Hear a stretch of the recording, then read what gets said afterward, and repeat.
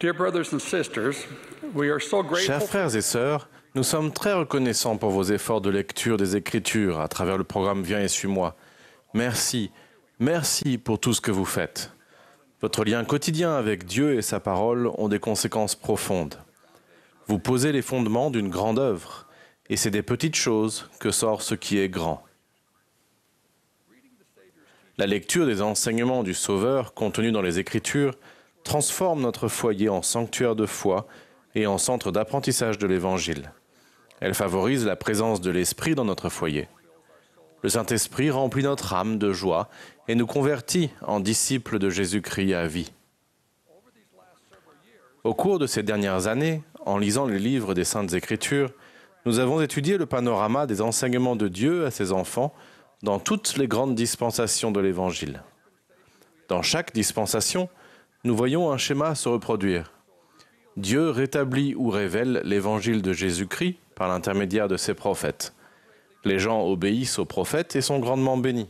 Cependant, avec le temps, certaines personnes cessent d'écouter les paroles des prophètes et s'éloignent du Seigneur et de son Évangile. C'est ce que nous appelons une apostasie. L'Évangile a tout d'abord été révélé à Adam, mais certains des enfants d'Adam et d'Ève se sont détournés du Seigneur et ont apostasié. Nous voyons un schéma de rétablissement et d'apostasie se répéter dans les dispensations d'Enoch, de Noé, d'Abraham, de Moïse et d'autres. Aujourd'hui, nous vivons dans la dispensation de la plénitude des temps.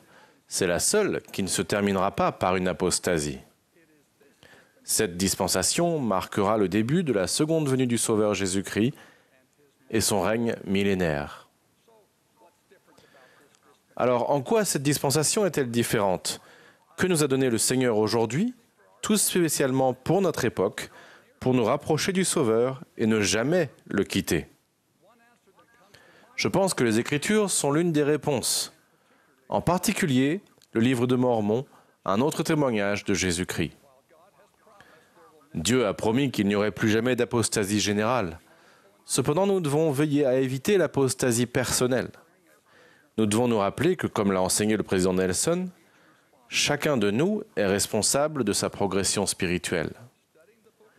L'étude du livre de Mormon que nous faisons cette année nous rapproche continuellement du Sauveur et nous aide à rester proches de lui. Nous appelons cela une étude, à juste titre, car cela implique un effort. Cependant, nous n'avons pas toujours besoin d'apprendre quelque chose de nouveau. Parfois, la lecture du livre de Mormon sert simplement à nous sentir connectés à Dieu aujourd'hui, nourrir notre âme, être fortifiés spirituellement avant d'affronter le monde, ou trouver la guérison après une rude journée dans le monde. Nous étudions les Écritures afin que le Saint-Esprit, le grand instructeur, approfondisse notre conversion à notre Père Céleste et à Jésus-Christ, et nous aide à leur ressembler davantage. En gardant ces pensées à l'esprit, demandons-nous, qu'est-ce que le Saint-Esprit nous a enseigné cette semaine au cours de notre étude du livre de Mormon? Et en quoi cela nous rapproche-t-il du Sauveur? Ce sont de bonnes questions pour notre étude des Écritures au foyer. Ce sont également d'excellentes questions pour démarrer une leçon du dimanche à l'Église. Nous améliorons notre enseignement à l'Église le dimanche en améliorant notre apprentissage au foyer pendant la semaine. Ainsi, lors des leçons du dimanche, celui qui prêche et celui qui reçoit se comprennent et tous deux sont édifiés et se réjouissent ensemble. Voici quelques versets que l'Esprit m'a inspirés lors de l'étude du livre de Mormon de cette semaine. Néphi a demandé à Jacob de préserver ces plaques-ci et de les transmettre de génération en génération, et que s'il y avait une prédication qui était sacrée, ou une révélation, ou de la prophétie, Jacob devait les graver sur ces plaques à cause de leur peuple. Plus tard, Jacob a témoigné « Nous sondons les Écritures, et ayant tous ces témoignages, nous obtenons l'espérance, et notre foi devient inébranlable. » Ces versets m'ont rappelé ce que Néphi avait déjà déclaré au sujet des plaques d'airain. Nous avions obtenu les annales, et les avions sondées, et avions découvert qu'elles étaient d'une grande valeur pour nous, étant donné que nous pouvions préserver les commandements du Seigneur pour nos enfants. C'est pourquoi le Seigneur a jugé sage que nous les emportions, tandis que nous voyagions dans le désert vers la terre de promission. Alors, si le Seigneur a jugé sage que Léhi et sa famille aient les Écritures, C'est tout aussi vrai pour nous. La grande valeur et la puissance spirituelle des Écritures sont tout aussi importantes de nos jours aujourd'hui. Il n'y a jamais eu de peuple dans l'histoire qui ait eu accès au livre de Mormon et aux Écritures que nous avons aujourd'hui.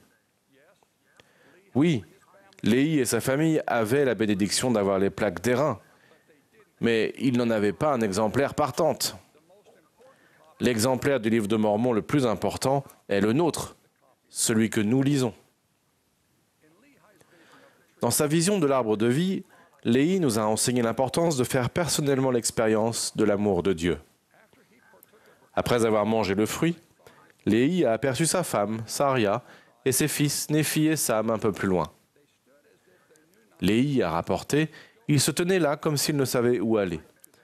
Je leur fis signe, et je leur dis aussi d'une voix forte qu'ils devaient venir à moi manger du fruit qui était plus désirable que tout autre fruit.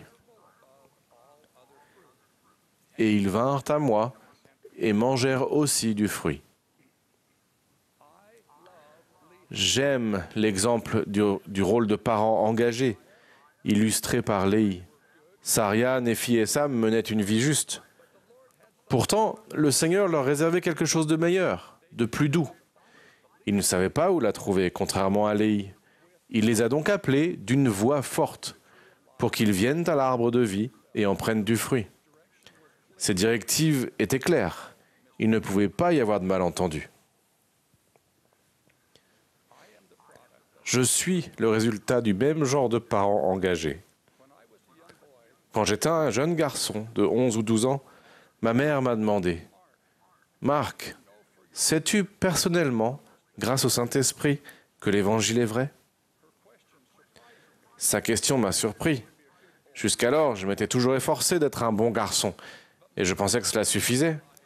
Mais ma mère, comme Léhi, savait qu'il me manquait quelque chose. Je devais agir et savoir par moi-même. J'ai répondu que je n'avais pas encore eu cette expérience. Elle n'a pas semblé surprise du tout. Elle m'a alors dit quelque chose que je n'ai jamais oublié. Jusqu'à aujourd'hui, notre Père Céleste veut que tu le saches par toi-même. Mais tu dois faire les efforts nécessaires. Tu dois lire le livre de Mormon et prier pour le savoir grâce au Saint-Esprit. Notre Père Céleste répondra à tes prières.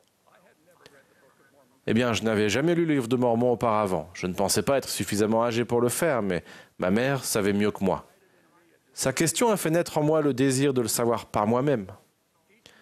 Ainsi, chaque soir, dans la chambre que je partageais avec deux de mes frères, j'allumais la lumière au-dessus de mon lit et je lisais un chapitre de livre de Mormon. Puis, éteignant la lumière, je me glissais en dehors de mon lit et priais à genoux. J'ai prié plus sincèrement et avec un plus grand désir que jamais auparavant. J'ai demandé à notre Père Céleste de me faire savoir si le livre de Mormon était vrai. Dès que j'ai commencé à lire le livre de Mormon, j'ai ressenti que notre Père Céleste remarquait mes efforts. J'ai senti que je comptais pour lui. Pendant que je lisais et priais, des sentiments doux et paisibles m'enveloppaient. Chapitre après chapitre, la lumière de la foi devenait plus brillante dans mon âme. Avec le temps, j'ai compris que ces sentiments étaient des confirmations de la vérité venant du Saint-Esprit. J'ai su par moi-même que le livre de Mormon est vrai et que Jésus-Christ est le Sauveur du monde. Cette lecture du livre de Mormon lorsque j'étais enfant a mis en place un modèle d'étude des Écritures qui est encore une bénédiction pour moi aujourd'hui. Je continue de lire le livre de Mormon et de prier à genoux. Le Saint-Esprit m'en confirme sans cesse la véracité. Néphi l'a bien dit. Le Seigneur a jugé sage que nous emportions ces Écritures avec nous. Le livre de Mormon est la clé de voûte qui rend cette dispensation différente de toutes les précédentes. Si nous étudions le livre de Mormon et suivons le prophète vivant, nous ne connaîtrons pas d'apostasie personnelle. L'invitation à venir à l'arbre de vie en nous tenant fermement à la parole de Dieu n'est pas seulement une invitation de Léhi à sa famille, et ce n'est pas seulement une invitation de ma mère à lire le livre de Mormon et à prier à son sujet. C'est également une invitation de notre prophète, Russell Nelson, à chacun de nous. Il a déclaré, « Je vous promets que si vous étudiez tous les jours le livre de Mormon en vous aidant de la prière, vous prendrez tous les jours de meilleures décisions. Je vous promets que si vous méditez sur ce que vous étudiez, les écluses des cieux s'ouvriront et vous recevrez des réponses à vos questions et des indications pour guider votre vie. Je prie pour que la lecture du livre de Mormon cette année soit une joie, une bénédiction pour chacun d'entre nous et nous rapproche toujours plus du Sauveur. Notre Père Céleste vit. Jésus-Christ est notre Sauveur et notre Rédempteur. Le livre de Mormon contient ses paroles et transmet son amour. Russell Nelson est le prophète du Seigneur sur terre aujourd'hui. Je sais que ces choses sont vraies grâce au témoignage du Saint-Esprit que j'ai reçu pour la première fois en lisant le livre de Mormon quand j'étais enfant. Au nom de Jésus-Christ, Amen.